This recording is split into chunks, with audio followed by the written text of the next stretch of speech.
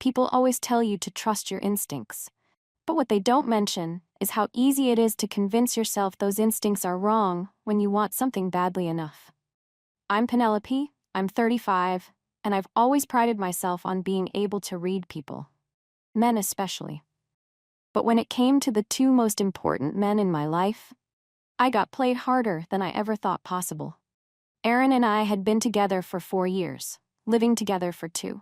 He worked in some technical field that paid the bills, but bored me to tears whenever he tried explaining it. I handled client relations at a mid-sized firm downtown. Our relationship had settled into this comfortable routine that felt more like roommates than lovers. We'd watch Netflix, order takeout, split bills, have mediocre sex twice a week. The kind of life that looks perfect on paper, but leaves you feeling like you're slowly suffocating. Then Matt moved back to town 6 months ago after his breakup, and suddenly I remembered what it felt like to be excited about something again. Matt and I had been friends for 15 years, since college. He was one of those guys who was charming, funny, the life of every party. When he came out as gay 5 years ago, I'll admit I was surprised, but it also made sense. He'd always been more emotionally available than most straight men. More interested in deep conversations, better at picking out clothes. Plus, he'd had a string of relationships with guys since then, so I never questioned it. When he moved back, he was going through a rough patch. His last boyfriend had apparently cheated on him, and he needed a place to crash while he got back on his feet. Aaron and I had a guest room, and Matt was my oldest friend, so of course I offered. What started as occasional visits turned into Matt being at our place 3, sometimes 4 nights a week. We'd have wine and talk for hours about everything. His dating life, my frustrations with work, memories from college. He'd stay over in the guest room, and we'd make breakfast together in the morning while Aaron got ready for work. Aaron started getting weird about it almost immediately. "Don't you think Matt's here a lot?" he'd say, trying to sound casual, but failing miserably. "He's going through a hard time," I'd explain. "His ex really messed him up. He needs support right now." "I get that, but every other night? And the way you two whisper and go quiet when I walk into a room?" I couldn't believe what I was hearing. "Are you serious right now? Matt is gay, Aaron, like fully, completely gay. He literally showed me photos from his dating apps yesterday." Aaron's jaw tightened. "I'm not saying he's not gay. I'm saying I'm not comfortable with how often he's here." "Oh my God, are you that insecure?" The words came out harsher than I intended, but his jealousy was honestly insulting. "This is your problem, your toxic masculinity talking. Matt's been my friend for 15 years. He was there when my mom had cancer, when I failed the bar exam, through every major moment of my life. You need to work on your trust issues." I watched Aaron's face crumble a little, and part of me felt vindicated. He was being ridiculous, and I was right to call him out on it. Here I was with a friend who actually listened to me, who made me laugh, who brought some excitement into my boring routine, and Aaron couldn't handle it because of his own insecurities. "You're right," Aaron said finally. "I'm sorry. I trust you." "Good," I said, kissing his cheek. "I love that you can admit when you're wrong." But even after that conversation, I could see Aaron watching us. The way his eyes would narrow slightly when Matt would touch my shoulder or when we'd share an inside joke. It was exhausting. Walking on eggshells around my own boyfriend's jealousy. What Aaron didn't know, what I barely admitted to myself, was that my relationship with Matt had been evolving in ways that felt natural, but probably weren't appropriate. We'd started having deeper conversations about my relationship, about how I felt unappreciated, taken for granted. "You're so much more vibrant than he realizes," Matt would say during our late-night talks. "You deserve someone who sees how special you are, who gets excited about your dreams instead of just nodding along." It felt incredible to be seen that way. Aaron had gotten so comfortable with me that he'd stopped really looking. He'd come home from work, ask how my day was, listen with half his attention while scrolling his phone. Matt would ask about my day and actually engage, asking follow-up questions, remembering details from previous conversations. Matt started bringing me little gifts, flowers just because, a bottle of wine he thought I'd like, even lingerie that he claimed he was buying for his boyfriend but thought would look amazing on me. Try it on, he said one evening when Aaron was working late. I want to make sure I got the size right before I give it to him. I should have said no. I should have recognized the boundary we were crossing. Instead, I went to the bedroom and put on the black lace set, then came out to model it for him. The way Matt looked at me in that moment, like I was the most beautiful thing he'd ever seen, made me feel more desired than I had in months. Aaron barely noticed when I wore nice underwear anymore, but Matt's eyes traced every curve like he was memorizing me. Gorgeous, he breathed. Your boyfriend is so lucky. He doesn't see me like that anymore, I found myself saying. We've been together so long, I think I've become invisible to him. That's impossible, Matt said, stepping closer. You could never be invisible. When he reached out and touched my face, I should have pulled away. Instead, I leaned into his touch, starving for that kind of attention, that intensity of focus. This is crazy, I whispered. Maybe, he said. But crazy isn't always wrong. When he kissed me, it felt like coming alive again. Aaron's kisses had become routine, perfunctory. Matt kissed me like he'd been thinking about it for years, like I was something precious he'd finally been allowed to touch. We pulled apart, both breathing hard. I should go, he said. You should, I agreed. But neither of us moved. I've been questioning things, Matt said finally, about my sexuality, about what I really want. What do you mean? I think I might be bisexual. The feelings I have for you, they're not just friendship, Penelope. They never have been. My heart was pounding. Matt, I know this is complicated. I know you're with Aaron, but I can't pretend anymore that I don't have feelings for you. I should have told him to leave. Should have said we needed space to figure things out. Instead, I kissed him again, harder this time. And when his hands found the clasp of the bra he'd bought me, I didn't stop him. What followed was the most intense sexual experience I'd had in years. Matt was passionate, attentive, worshipful in a way that made me remember what it felt like to be truly desired. Afterward, as we lay tangled in the guest room sheets, I felt more satisfied than I had in months. What does this mean? I asked. I don't know, Matt said, tracing patterns on my bare shoulder. But I know I can't pretend it didn't happen. Neither could I. What started as one night became a regular thing. We'd meet during the day when Aaron was at work, usually at a hotel downtown. I told myself I was helping Matt figure out his sexuality, that this was just experimentation, that it didn't count as cheating because he wasn't really straight. The mental gymnastics were impressive, even for me. Matt would text me during work meetings, telling me how beautiful I'd looked that morning, how he couldn't stop thinking about me. Aaron barely looked up from his phone during breakfast anymore, but Matt would send me photos of flowers he'd seen that reminded him of me. You deserve so much more than what you're getting, Matt would whisper during our afternoon encounters. You're incredible, and he doesn't even see it. He was right. Aaron had gotten complacent, taking me for granted. Our sex life had become scheduled and predictable. Matt made me feel alive again, made me remember who I was before I became half of a boring couple. I started wearing the lingerie Matt bought me around Aaron, partly to see if he'd notice, partly because it made me feel sexy and confident. When Aaron complimented me on it, I felt almost disgusted. He didn't deserve to benefit from Matt's attention to me. Where'd you get this? Aaron asked one night. Fingering the lace of a particularly expensive set. Treated myself, I said. A girl needs nice things sometimes. Aaron smiled and pulled me closer. But all I could think about was Matt's hands on me. Matt's appreciation for my body. Matt's understanding of what I needed. I was living a double life, and I was thriving. The only problem was Aaron's growing suspicion. He'd started asking more questions about my schedule, about where I'd been during lunch, about why I was suddenly so interested in afternoon errands. His paranoia was exhausting. You seem different lately, he said one evening as we were getting ready for bed. Different how? I don't know. Distant, distracted, like your mind is somewhere else. Maybe because you've been interrogating me constantly, I snapped. It's hard to relax around someone who's always suspicious. I'm not trying to be suspicious. I just feel like we're disconnected lately. We've been disconnected for months, Aaron. You just didn't notice because you were too busy with work and your routines to pay attention to me.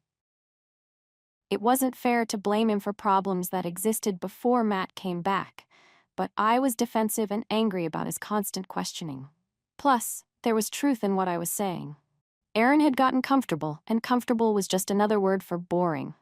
The irony was that Aaron was right to be suspicious, but for all the wrong reasons. He thought something was off because I was being secretive and distant. He had no idea I was having the best sex of my life with my gay best friend 3 afternoons a week. 3 months into the affair, Aaron did something I never expected. He hired a private investigator. I found out because Matt called me in a panic one Tuesday afternoon. "Penelope, we have a problem," he said, his voice shaking. "Aaron knows." "What do you mean he knows?" "He had someone following us. There are photos." My stomach dropped. "What kind of photos?" "Us going into the hotel, kissing in your car, me buying you lingerie." For a moment, I couldn't breathe. Then the anger hit. "He had me followed? Like some kind of criminal?" "There's more," Matt said. "He confronted me. He has everything recorded." "Recorded what?" I told him the truth about pretending to be gay, about being in love with you, about everything. The world tilted. "What do you mean, pretending to be gay?" Silence. "Matt, what do you mean?" "I was never gay, Penelope. I've been in love with you since college. When I heard you were in a serious relationship, I came up with a plan. I figured if I could be your gay best friend, eventually I could turn you against him, and then have some kind of sexual awakening where I realized I was actually straight or bisexual, and you were the one who made me realize it." I felt like I'd been punched in the stomach. "You've been lying to me for 5 years?" "I love you. I've always loved you. You friend-zoned me hard in college, and this was the only way I could get close to you. You dated men. I met your boyfriends. I used them. I'm not proud of it, but I needed to make it believable." The manipulation was staggering. The elaborate deception, the fake relationships, the years of building trust under false pretenses. I'd been played just as much as Aaron had. But before I could fully process that betrayal, I had to deal with the immediate crisis. Aaron knew everything, and he was coming home soon. I got home before Aaron did, my mind racing with possible explanations, justifications, anything that could minimize what he'd discovered. But when he walked through the door with that cold, determined expression I'd never seen before, I knew there was no talking my way out of this. "We need to talk," he said. "Aaron, I can explain." "No." His voice was flat, emotionless. "You don't get to explain, you get to listen." He pulled out his phone and played Matt's confession. The whole thing. Matt admitting to faking being gay for 5 years, admitting to the plan to break us up, admitting to using innocent men as props in his elaborate scheme. When it finished, Aaron swiped to show me the photos. Me and Matt kissing in my car.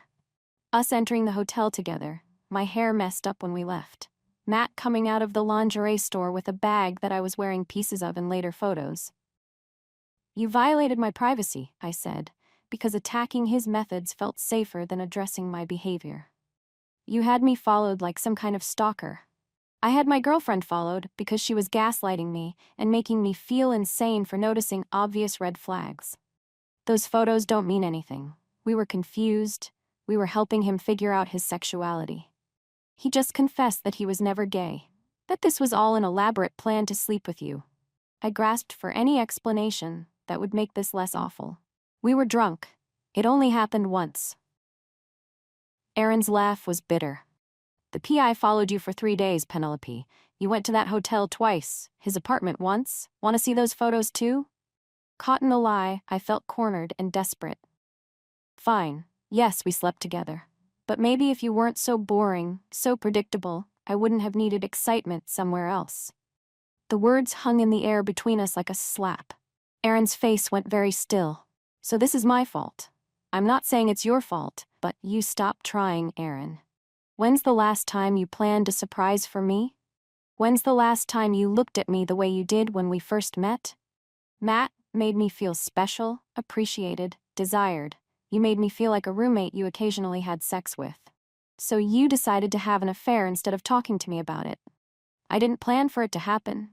It just did. For 3 months. It just happened for 3 months. I wanted to keep fighting, to keep deflecting, but the evidence was overwhelming. The photos, the confession, the timeline of lies I'd been living. There was no way to spin this that didn't make me look terrible. I'm not moving out, I said instead, trying to regain some control.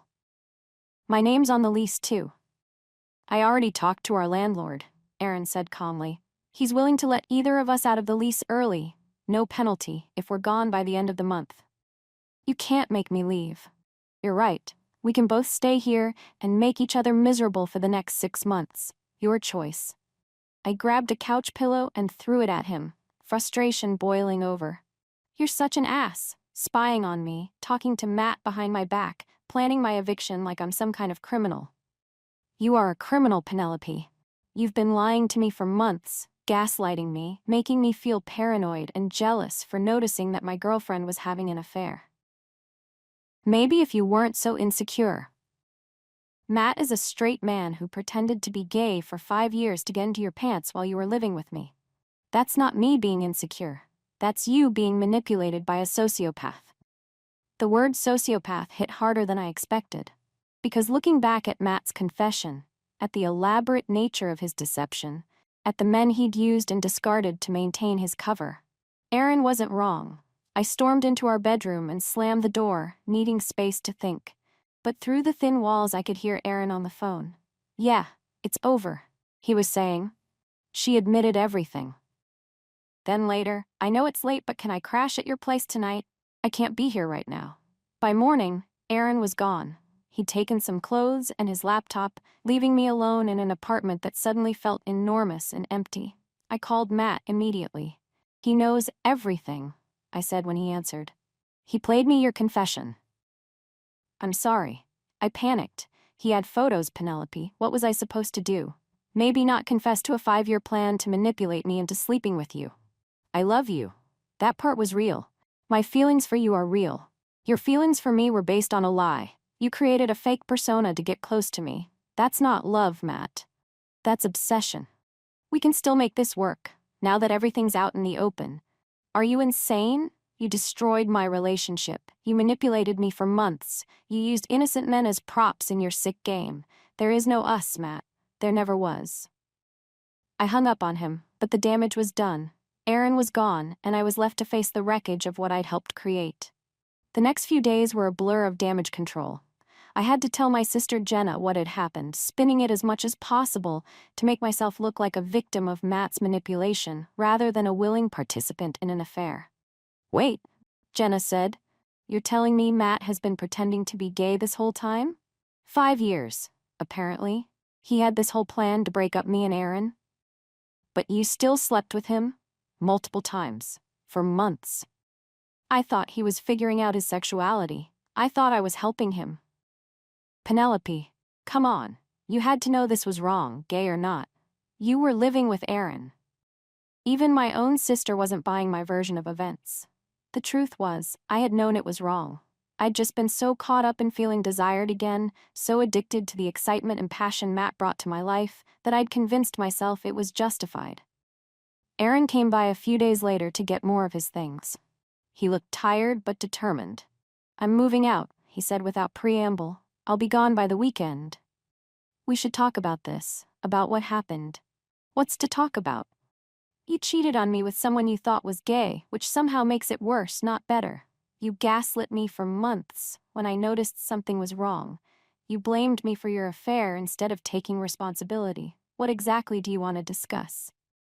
I made mistakes. You made choices, Penelope. Every time you met Matt at that hotel, every time you lied to my face about where you'd been, every time you made me feel crazy for trusting my instincts, those were choices. I wanted to argue, to defend myself, but what could I say? He was right about all of it. Where will you go? I asked. I'm renting a place across town. Fresh start. And us? Aaron looked at me like I was a stranger. There is no us. There hasn't been for months, apparently. After he left, I felt hollow. The apartment was quiet in a way it had never been before. No Aaron getting ready for work in the morning, no sound of his key in the door at night. Just me and the ghost of the life I destroyed. But the real shock came the next week, when a woman I'd never seen before knocked on my door. Are you Penelope? She asked. Yes, I'm Kara, Matt's fiancée. The world stopped. His what? His fiancée. We've been engaged for 3 years. I heard about what happened and thought we should meet. I invited her in because I didn't know what else to do. Kara was pretty, younger than me, with kind eyes that were currently filled with hurt and anger. He told me he traveled for work, she said, sitting on my couch. 3 days a week, medical equipment sales. I had no idea he was here, pretending to be gay, having an affair with you. I had no idea about you either, I said, and meant it. He told me he'd broken up with his last boyfriend months ago. He's been living a double life. Straight fiancé who thinks he travels for work, gay persona for you and your social circle. The man I'm supposed to marry in 4 months doesn't even exist. We sat in stunned silence for a moment, both processing the scope of Matt's deception. I brought something, Kara said, pulling out her phone. Text messages between me and Matt from last week. She showed me screenshots of their conversation about wedding planning, about looking at houses together, about their future children. Messages sent the same day, Matt had been telling me how much he loved me, how we could make this work now that Aaron was out of the picture.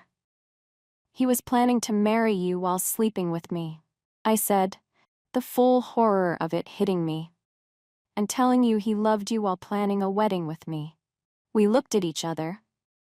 2 women who'd been completely played by the same sociopathic man. What do we do now? I asked. We ruin him, Kara said simply. What followed was the most satisfying revenge I've ever been part of. Kara had screenshots, emails, photos from their engagement party, documentation of their entire relationship. I had photos from our affair, text messages Matt had sent me, evidence of his fake gay persona. Together, we crafted a social media post that exposed everything. Matt's fake identity, his manipulation of multiple women, his use of innocent men as props, and his elaborate scheme. We tagged him, his friends, his family, his coworkers. The response was swift and brutal.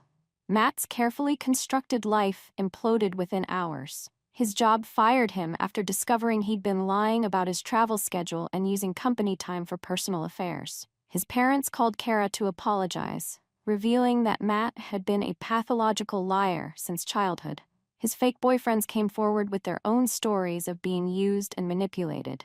Matt tried to do damage control, posting some nonsense about being confused about his sexuality and making mistakes, but the evidence was too overwhelming. Screenshots of him calling gay men slurs in private messages, documentation of his elaborate planning, testimony from multiple people he'd manipulated.